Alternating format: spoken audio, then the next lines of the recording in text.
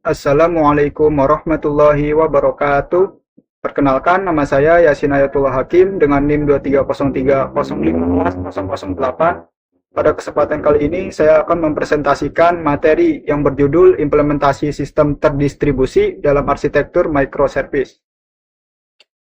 Sebelumnya kita ketahui terlebih dahulu, sistem terdistribusi adalah sistem di mana komponen-komponen komputer atau sekumpulan komputer yang banyak di berbagai daerah atau di berbagai negara yang terpisah secara geografis itu untuk bisa saling berkomunikasi dan berkolaborasi atau saling berkoordinasi untuk menyelesaikan suatu tugas atau untuk saling berkomunikasi untuk mencapai satu tujuan bersama. Dalam konteks arsitektur modern microservice ini, sistem terdistribusi memungkinkan aplikasi besar yang dimana aplikasi itu terdiri dari beberapa layanan yang sangat banyak, kemudian dipecah menjadi layanan-layanan yang kecil yang dapat dikembangkan, dikelola, dan dijalankan secara independen. Namun, sistem ini menghadirkan tantangan kompleks atau kekurangan ya dari sistem microservice ini. Nah, terutama pada manajemen akses sumber daya, deteksi kemacetan sumber daya, atau istilahnya ini deadlock, dan juga konsensus antar layanan. Jadi dalam arsitektur microservice ini, dibalik dari skalabilitasnya yang tinggi dan performanya yang tinggi, karena setiap aplikasi ini dipecah menjadi beberapa layanan yang kecil-kecil, tetapi saling terhubung satu sama lain, yang dimana tujuan dari aplikasi yang besar ini dipecah menjadi kecil-kecil itu supaya mudah untuk diskalabilitas gitu. Jadi mudah untuk dikembangkan. Jadi ketika ada user yang begitu banyak untuk mengakses aplikasi tersebut yang menggunakan microservice, itu akan performanya jauh lebih cepat. Nah, tapi di balik kelebihan itu pastinya ada kelemahannya, yaitu ya memang kompleks, kemudian manajemen resource-nya itu lebih sulit ya. Kemudian deadlock itu pastinya akan ada gitu. Deadlock, kemudian data yang konflik ya, itu juga pastinya ada. Selanjutnya kita mengenal terlebih dahulu apa itu sih microservice itu. Jadi microservice ini adalah cara membangun aplikasi besar dengan membaginya menjadi layanan yang kecil, yang dimana dia bisa berjalan secara independen atau sendiri-sendiri dan saling terhubung atau saling berkomunikasi lewat API. Jadi microservice ini merupakan arsitektur ya, yang dimana perkembangan dari arsitektur monolitik. Kan kalau monolitik itu dia satu aplikasi memiliki yang terdiri dari beberapa layanan dalam satu aplikasi. Misalkan kita membuat sebuah aplikasi e-commerce dengan menggunakan arsitektur monolitik. Jadi kalau monolitik itu dia beberapa layanan, misalkan di e-commerce itu ada layanan inventory, ya produk, katalog, kemudian ada order, payment. Nah itu dalam satu aplikasi. Yang dimana nantinya kalau misalkan ada salah satu layanan yang mati itu bakalan berpengaruh ke satu aplikasi tersebut. Nah berbeda dengan microservice ini yang dimana setiap dari aplikasi yang besar itu kemudian dipecah menjadi layanan-layanan yang berjalan secara independen, tetapi dia bisa saling terhubung nih lewat API gitu. Nah, setiap layanan punya tugas khusus, misalnya layanan pembayaran, layanan pengiriman, dan lain-lain. Ya, seperti yang sudah saya sebutkan sebelumnya, saya sudah jelaskan sebelumnya, bahwasanya microservice ini aplikasinya memiliki layanan yang terpisah, layanan yang kecil, terpisah secara mandiri, yang dimana layanannya itu ada layanan pembayaran, misalkan ini dalam kasusnya e-commerce ya, ini ada layanan pembayaran, pengiriman, dan lain-lain. Jadi sistem ini disebutnya terdistribusi. Mengapa? Karena layanan-layanan tersebut itu bisa berjalan di server yang berbeda, di node yang berbeda, tetapi dia bisa saling terhubung tuh, saling terhubung satu sama lain, dan dikelola oleh tim yang berbeda juga pastinya. Karena misalkan nih, dan kita punya layanan pembayaran, layanan katalog, layanan pengiriman, yang dimana setiap layanan ini bisa dikerjakan oleh tim atau oleh anggota dalam software engineer misalkan atau backend engineer yang berbeda-beda seperti itu. Nah, berikut ini karakteristik dari microservice. Ya, yang pertama itu setiap layanan pastinya bisa dikembangkan, diuji, dan diperbaiki tanpa mengganggu layanan yang lain. Nah, ini merupakan karakteristik microservice. Beda dengan yang monolitik, yang dimana satu aplikasi itu terdiri dari banyak layanan dalam satu aplikasi. Jadi, misalkan ada satu service atau satu layanan yang terganggu atau ada error ya di dalam satu layanan tersebut, maka satu aplikasi itu akan bermasalah. Jadi dampaknya begitu besar. Nah, tapi kalau microservice ini kebalikannya nih. Jadi setiap layanan itu, misalkan ada layanan pembayaran yang gagal atau yang error, tapi layanan yang lainnya gitu, dia tidak akan terkena dampak gangguannya gitu loh, terkena masalahnya. Kemudian yang kedua itu ada jika satu layanan rusak, layanan lain tetap bisa berjalan. Nah, itu seperti yang saya jelaskan sebelumnya. Kemudian yang berikutnya itu ada setiap layanan bisa menggunakan teknologi atau database yang berbeda sesuai kebutuhan. Nah, karena ini microservice ya, jadi setiap layanannya itu ada service-nya itu memiliki database yang berbeda. Jadi satu layanan atau satu service itu memiliki satu database-nya sendiri gitu. Nah, tapi kalau misalkan satu layanan itu membutuhkan data yang lainnya di layanan yang berikutnya, misalkan nih ada satu layanan produk ya, produk service misalkan. Nah, itu butuh kategori, misalkan kategori dari produknya itu apa. Nah, itu caranya itu si produk service itu akan berkomunikasi dengan kategori service, dengan layanan kategori yang dimana melalui komunikasi HTTP API, HTTP method API ya, seperti get, post, path, dan delete, dan sebagainya. Cocok untuk aplikasi yang sering berubah atau berkembang pesat. Nah, karena memang microservice ini cocok ya untuk skalabilitas dan performa yang tinggi. Nah, berikut ini ada diagram arsitektur microservice ya, seperti ini. Untuk diagramnya, dari misalkan pertama dari client apps, dari aplikasi klien, entah itu aplikasi mobile atau aplikasinya di platform website. Tuh. Nah, nantinya akan terhubung ke API Gateway. API Gateway ini apa? API Gateway ini adalah gerbang API dari setiap microservice yang ada. Jadi setiap microservice yang ada ini akan dijadikan menjadi satu, terhubung ke API Gateway. Nah, API Gateway ini fiturnya apa aja sih atau fungsinya untuk apa aja? Selain dari gerbang masuknya request dan respon. Jadi yang pertama itu dia bisa sebagai rate limiter untuk membatasi berapa kali setiap user itu mengakses resource yang ada di dalam aplikasi itu. Kemudian yang kedua, itu ada fitur namanya autentikasi. Entah itu autentikasi JWT atau autentikasi yang lainnya, basic authentication.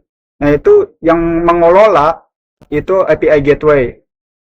Ya, kemudian entah itu web proxy atau chat aplikasi, nah itu juga dikelola oleh API Gateway. Nah, kemudian di sini di belakangnya API Gateway ini ada beberapa service-service ya. Sini misalkan contohnya di e-commerce ya, e-commerce microservice. Sini ada katalog service, ada shopping cart service, diskon service, dan ordering service. Yang dimana setiap service-nya ini memiliki database-nya sendiri-sendiri. Nah, kemudian kalau misalkan ada setiap service ini butuh database, service yang lain, nah caranya itu tinggal calling saja, tinggal komunikasi ke service yang lain lewat API, lewat REST API gitu. Nah, di sini ada message broker. Nah, ini fungsinya message broker itu apa? Jadi message broker itu untuk event driven ya, untuk pengendalian kejadian. Misalkan begini, kalau misalkan ada ordering, ada kita memesan suatu barang misalkan di e-commerce, beli. Nah, kemudian nanti dari ordering ini dia akan mengirimkan sebuah pesan atau notifikasi ke message broker. Nah, dari message broker ini ditampung terlebih dahulu ya di dalam queue atau antrian. Kemudian nantinya akan disebarkan atau diberitahukan ke service yang lain bahwasanya ada user yang membeli suatu produk atau suatu barang. Nah, nantinya akan dilakukan update untuk misalkan di service katalog untuk melakukan mengurangi jumlah stok barang yang sudah dibeli oleh user. Jadi seperti itu. Jadi dia ini sifatnya asinkronus proses. Seperti itu. Kemudian sini kita akan membahas distributed mutual exclusion, yang dimana ini sangat berkaitan sekali dengan sistem terdistribusi, apalagi dalam konteksnya arsitektur microservice. Jadi dalam sistem terdistribusi, distributed mutual exclusion adalah mekanisme penting yang menjamin bahwasanya hanya satu proses saja pada suatu waktu yang dapat mengakses sumber daya kritikal, seperti database atau file-file tertentu. Jadi yang dimaksud sumber daya kritis atau critical resource itu adalah database atau file-file tertentu yang ada di dalam storage, sehingga mencegah terjadinya konflik data. Nah, ini berkaitan sekali ya, apalagi di microservice itu pastinya setiap request user itu banyak, dan pastinya ada yang namanya konflik data itu pasti. Kemudian pada arsitektur microservice, layanan yang berbeda dapat mencoba mengakses data yang sama secara bersamaan. Nah, contohnya itu apa? Contohnya adalah layanan pembayaran dan layanan inventory yang ingin memperbarui stok barang yang sama. Nah, tanpa mutual exclusion, data ini bisa bentrok nih. Data ini bisa konflik dan menjadi tidak konsisten. Nah, solusinya apa sih? Nah, solusinya itu untuk mengatasi hal tersebut, microservice ini pakai namanya metode distributed log exclusion, distributed log atau penguncian terdistribusi. Nah, contoh toolsnya itu apa? Biasanya kalau di microservice itu kita menggunakan Redis dan juga Apache Zookeeper, yang dimana sering dipakai untuk penyedia distributed log. Kemudian untuk algoritmanya nih, ada algoritma token based dan quorum based. Nah, itu digunakan untuk mengatur siapa yang berhak mengakses sumber daya pada suatu waktu. Jadi setiap request itu, ketika ada request yang datang duluan, itu akan diberikan token terlebih dahulu. Nih, untuk algoritma token based, jadi request yang pertama diberikan terlebih dahulu token untuk supaya bisa mengakses sumber daya kritis. Setelah itu, ketika sudah selesai diproses, nah, maka token tersebut akan diberikan ke proses yang berikutnya. Begitu seterusnya.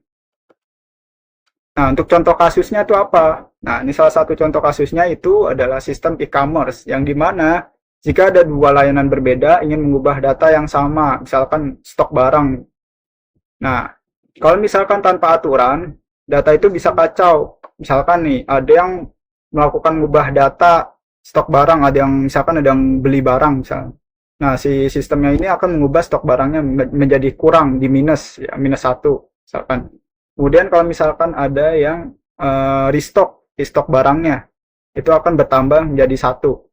Nah, misalkan ini berbarengan dilakukannya, nah ini pastinya akan kacau, ini akan konflik nih datanya nih. Nah, jadi tanpa adanya mekanisme distributed mutual exclusion, nah data itu bisa konflik. Data bisa kacau, stok jadi minus ataupun double. Nah, contoh kasus lainnya nih, di sistem yang lain itu ada sistem absensi, yang dimana terdiri dari layanan autentikasi, manajemen karyawan, dan pencatatan absensi, yang dimana masing-masing layanan berjalan secara independen dan saling berkomunikasi menggunakan REST API. Jadi untuk memastikan data absensi yang akurat dan tidak konflik atau bertabrakan, sistem ini menggunakan distributed log, ya sama seperti sebelumnya itu, sehingga hanya satu layanan yang dapat mengupdate data pada suatu waktu. Nah, kemudian distributed deadlock detection. Deadlock itu adalah kondisi di mana dua atau layanan lebih ya saling menunggu sumber daya yang sedang digunakan layanan lain, sehingga tidak ada yang bisa melanjutkan prosesnya.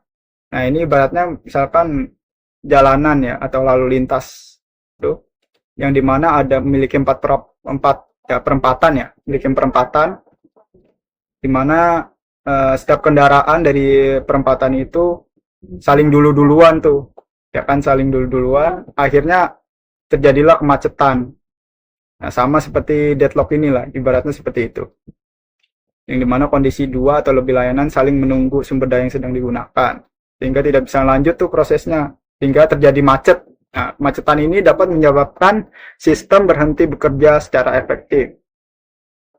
Jadi kalau dalam sistem itu ibaratnya proses yang terlalu banyak, sehingga prosesnya itu mengantri dalam waktu yang cukup lama ya, karena adanya deadlock atau macet ya, kemacetan dalam proses.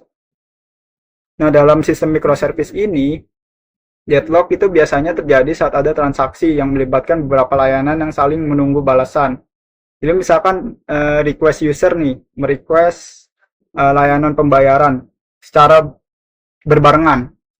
Nah, di saat itu juga layanan pembayaran itu sedang melakukan proses satu persatu.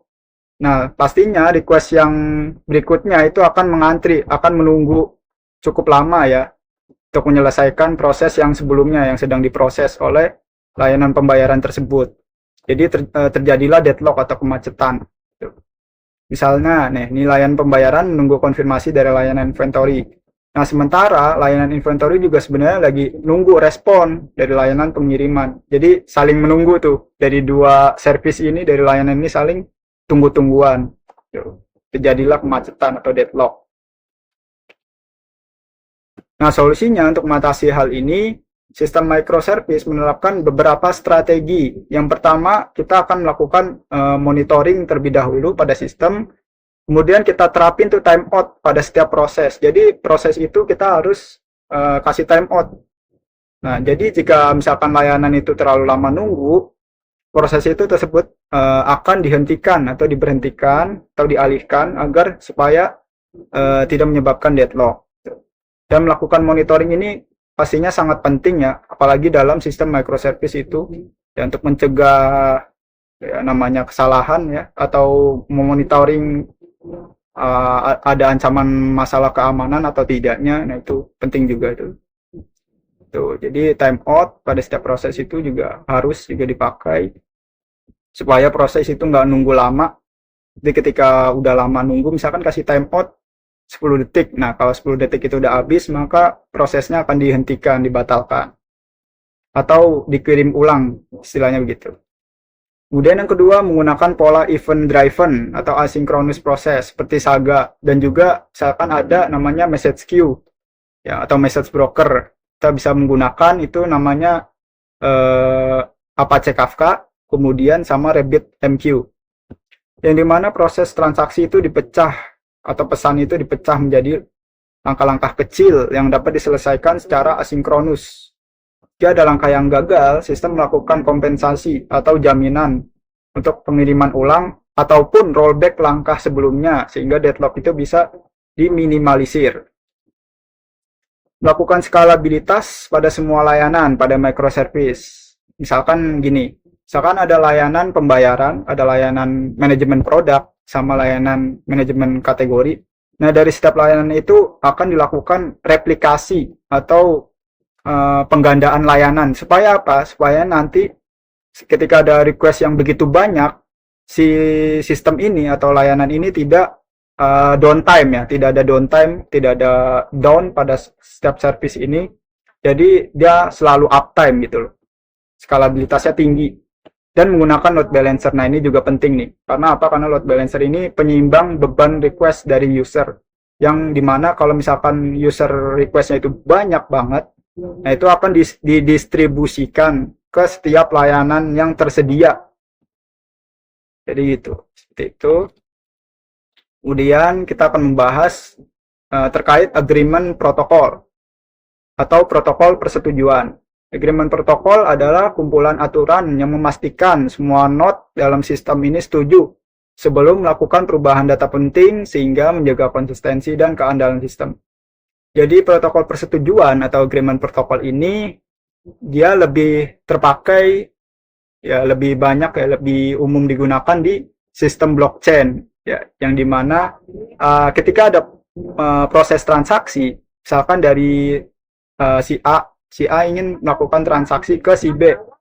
Nah, di mana transaksi si A ini nantinya akan dilakukan persetujuan terlebih dahulu oleh semua node yang ada di dalam jaringan blockchain tersebut. Nah, seperti itu. Jadi, tunggu persetujuan terlebih dahulu berdasarkan kumpulan aturan yang ada di dalam jaringan blockchain tersebut. Sehingga sebelum melakukan perubahan data penting itu akan menjaga konsistensi dan keandalan sistem. Nah, jadi kalau misalkan dari setiap node atau semua node yang di jaringan itu sudah menyetujui, maka proses transaksi si A ini akan dilakukan atau akan dilanjutkan ke si B, seperti itu. Kemudian untuk agreement protokol ini terjadi ketika berbagai layanan dalam sistem terdistribusi bekerja sama. Mereka harus menghasilkan kesepakatan tentang suatu aksi. Nah, ini sering kita dengar yang namanya smart contract ya, kalau dalam blockchain itu. Smart contract yang dimana ya kesepakatan yang cerdas. Atau, kesepakatan dalam jaringan node ya, dalam jaringan blockchain, semua node itu akan dilakukan secara otomatis. Itulah yang dinamakan smart contract. Jadi kesepakatannya itu dilakukan berdasarkan aturan yang dimana melakukannya itu secara otomatis, cerdas gitu. Misalnya, memastikan apakah sebuah transaksi itu berhasil atau gagal di semua layanan yang terlibat. Nah, ini beberapa protokol yang sering digunakan adalah yang pertama ada two-phase commit, di mana protokol ini meminta persetujuan dari semua layanan. Jadi jika semua setuju atau jika semua node yang ada di jaringan itu setuju, perubahan data akan disimpan. Jika ada yang menolak, maka semua perubahan tersebut dibatalkan. Kemudian yang kedua ada three-phase commit, yang dimana protokol ini merupakan protokol update atau perbaikan dari two-phase commit dengan menambahkan fase untuk mengurangi risiko kegagalan dan memblokir proses. Kemudian yang ketiga ini protokol Saga. Nah, ini protokol yang lebih sesuai untuk microservice dengan membagi transaksi menjadi beberapa langkah kecil dengan menggunakan metode kompensasi jika ada kegagalan. Ini membuat transaksi menjadi asinkron dan tahan terhadap kegagalan. Contoh kasusnya itu misalkan dalam arsitektur microservice ini pada sistem e-commerce misalkan ya, protokol Saga ini menjaga konsistensi transaksi yang dimana melibatkan pembayaran, pengurangan stok, dan juga pengiriman. Jika pengirimannya itu gagal, nah maka pembayaran dan pengurangan stok ini akan dibatalkan secara otomatis. Selain itu, ada namanya orchestrator system atau container orchestrator ya. Nah, misalnya ini Kubernetes nih, Kubernetes. Juga menggunakan protokol persetujuan atau agreement protokol yang dimana untuk memastikan bahwa update dan scaling layanan itu baru hanya dilakukan jika mayoritas node itu sepakat. Jadi kalau di dalam orchestrator system, misalkan kita menggunakan Kubernetes ya, Kubernetes itu dalam Kubernetes itu ketika ada scaling, ketika ingin scaling, ini mana misalkan requestnya itu begitu banyak dan setiap service ini misalkan ada yang downtime atau yang terlalu banyak melakukan proses pada request user, nah maka secara otomatis si Kubernetes ini akan melakukan scaling secara otomatis tetapi menggunakan protokol persetujuan yang dimana dari semua node yang tersedia pada Kubernetes itu pastinya harus sepakat terlebih dahulu atau harus setuju terlebih dahulu ya untuk melakukan scaling.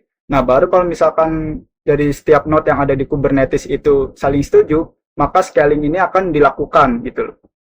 Yang dimana untuk menjaga stabilitas, skalabilitas, dan juga konsistensi sistem secara keseluruhan.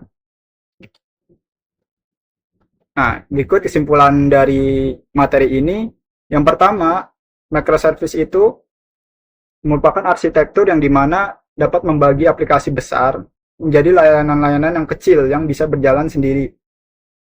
Jadi mudahnya itu kita ngelihat dari artinya saja. Micro itu kecil, services adalah layanan. Jadi ketika diartikan itu layanan-layanan yang kecil, dimana dia bisa saling terhubung satu sama lain. Dia berjalan secara independen tapi saling terhubung satu sama lain, seperti itu. Kemudian yang kedua, distributed mutual exclusion, yang dimana fungsinya itu mencegah data diubah bersamaan oleh dua layanan, yang dimana ini tujuannya untuk menjaga konsistensi data supaya tidak ada data yang saling bertabrakan atau saling konflik gitu. Kemudian yang ketiga itu adalah deadlock detection, pendeteksi kemacetan atau deadlock. Nah, ini fungsinya untuk menjaga sistem macet karena layanan yang saling menunggu. Nah, tujuannya apa? Tujuannya supaya tidak ada sistem yang macet atau terkendala menunggu lama proses gitu. Nah, itu caranya bagaimana? Caranya yaitu ya salah satunya menggunakan load balancer. Gitu. Menggunakan load balancer, kemudian melakukan monitoring, ya kan, kemudian menggunakan timeout pada setiap prosesnya. Kemudian yang terakhir itu protokol persetujuan atau agreement protokol, yang dimana fungsinya untuk memastikan semua layanan ini sepakat sebelum melakukan perubahan penting atau sebelum melakukan transaksi pada data. Nah, ini yang terakhir ini dia lebih cocok memang ke blockchain, seperti itu.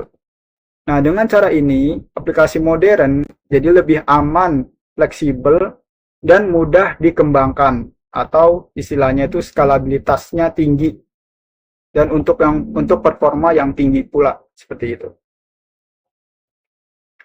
Baik, sekian presentasi materi implementasi sistem terdistribusi dalam arsitektur microservice dari saya. Kurang lebihnya saya mohon maaf. Saya akhiri. Wassalamualaikum warahmatullahi wabarakatuh.